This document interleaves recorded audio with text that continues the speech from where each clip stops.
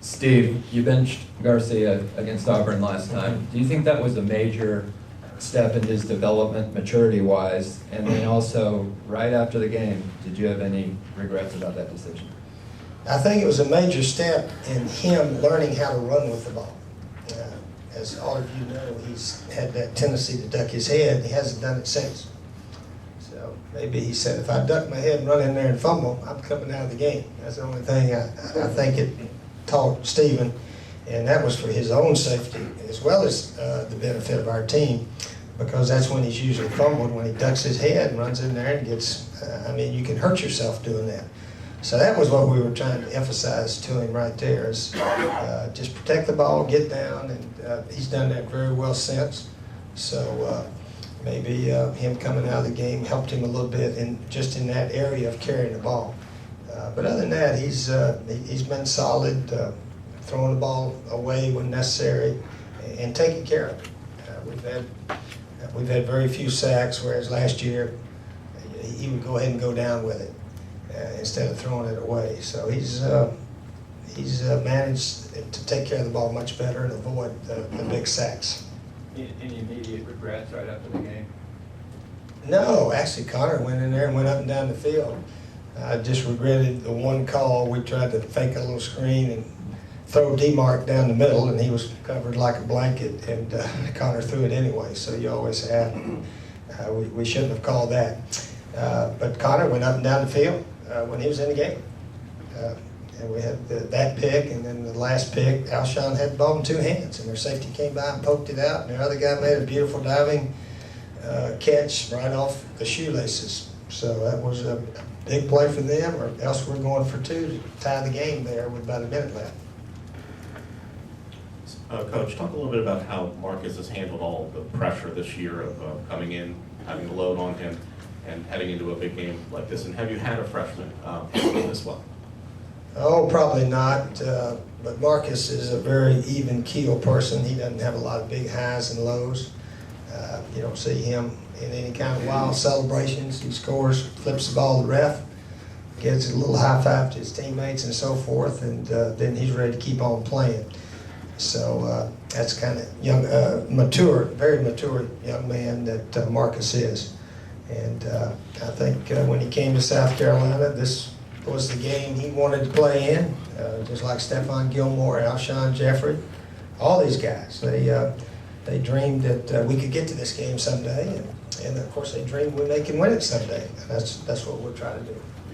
Real quick follow, is this a factor of just how much more attention high school kids get these days than they did, even 10 years ago, 15 years ago?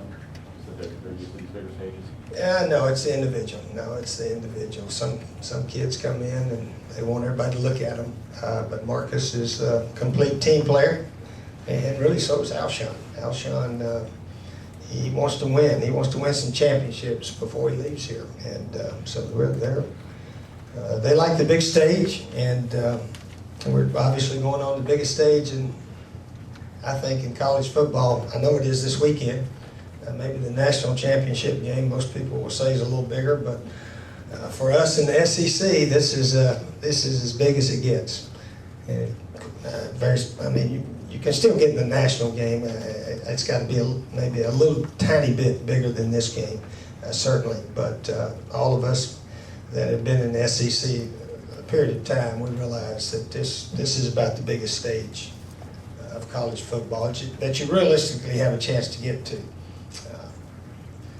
Of course, Alabama and Florida and LSU, they've been in the big game the last several years. But for most of us, this is about as big as it gets, put it that way. Bill? Steve, following up on that, you haven't been in this game many times, especially in Atlanta. How was this game just different atmosphere-wise for a team compared to like any of your regular season games or a bowl game? Well, it's a championship game. It's a championship game, full house, and national TV audience. All the SEC schools are finished playing now except us. So probably all the players on all the other teams that love football, they'll watch this game. I know all of our guys pretty much watched it last several years. So it's just, the whole country watches pretty much, and when it's all over, there's a very, very happy team, fans, school, and so forth. And this is what we all shoot for. We've got 12 teams, and only one can win it all. So that's why people watch. There's going to be a winner and a loser.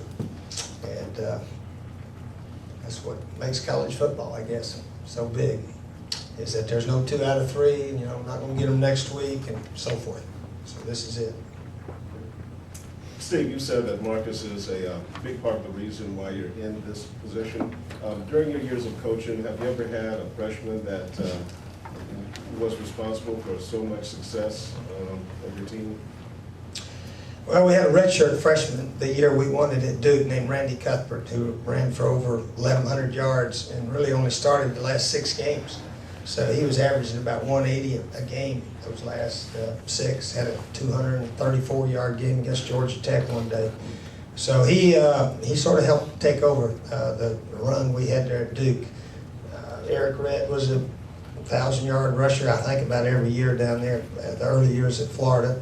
And then after that, we had like 2 or 3 backs that played a lot in the game. Fred Taylor, Terry Jackson, Eli Williams. We had a bunch of guys.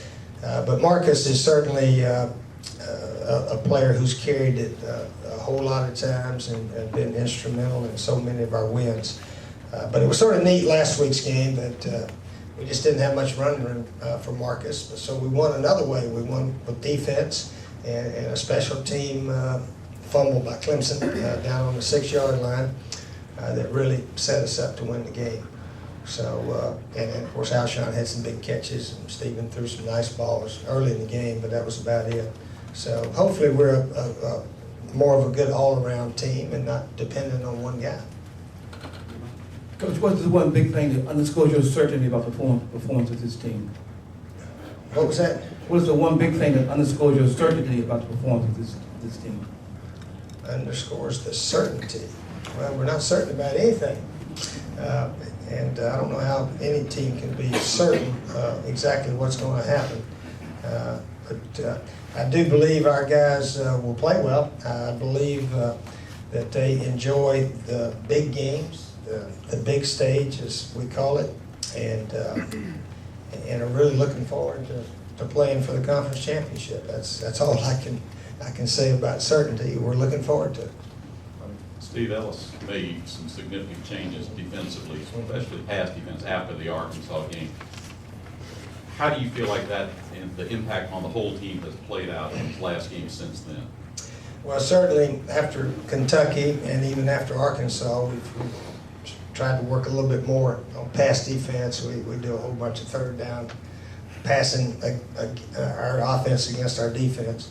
So I think that has helped us a lot. We're not the bottom in pass defense anymore. In fact, I think Auburn actually is, I think they're actually at the bottom, and we're about the 9th or so like that in pass defense. So anyway, but of course the best defensive statistic is scoring defense and also run defense, and we're very good in those. And Auburn, again, I think in run defense, they're also up there very good.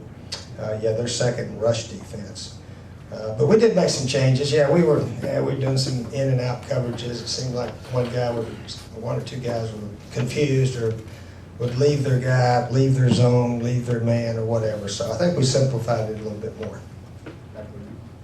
If you're fortunate enough to get a lead on Auburn, do you make it a point of emphasis that what Auburn does so well is come back? Mm-hmm. You point that out to your guys, and they're well aware because they saw it firsthand, just Auburn's ability to come back from 21 down, 17 down, whatever it may be.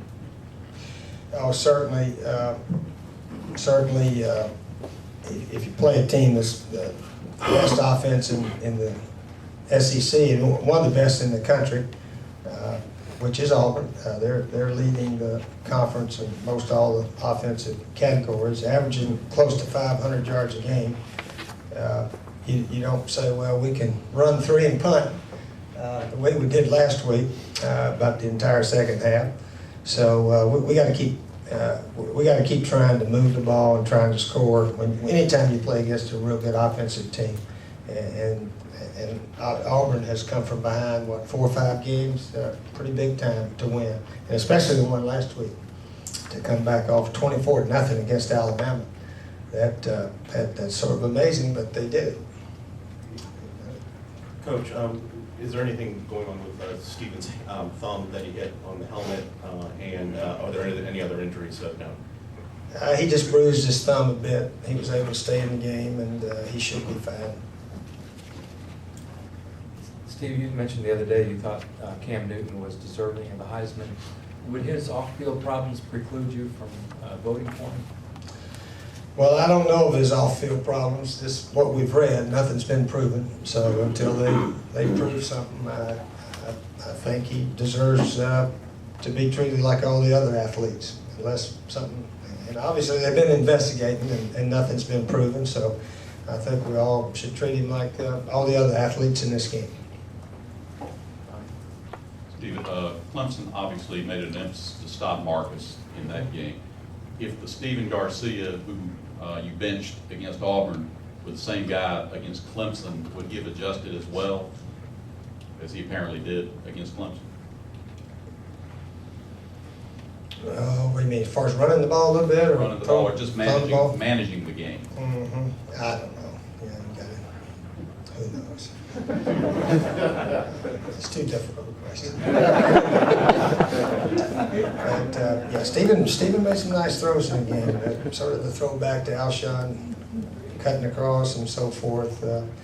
But other than that, we didn't do much offensively last week.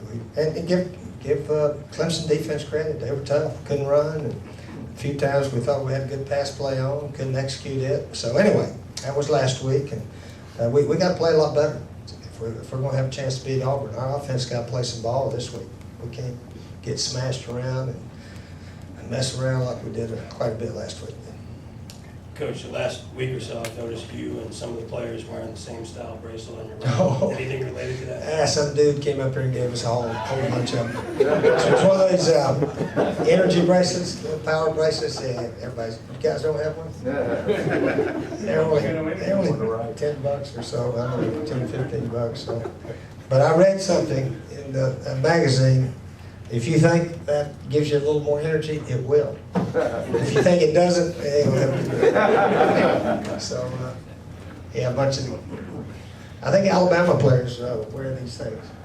I don't know. Maybe the Auburn guys are wearing them. I'm not sure. But Gillespie, next time you play golf, put one on. It's supposed to give you an extra 15 yards. I didn't wear one last summer. I'm going to wear one this summer, though. All right. Last question. Anything else? All right, see you guys in Atlanta.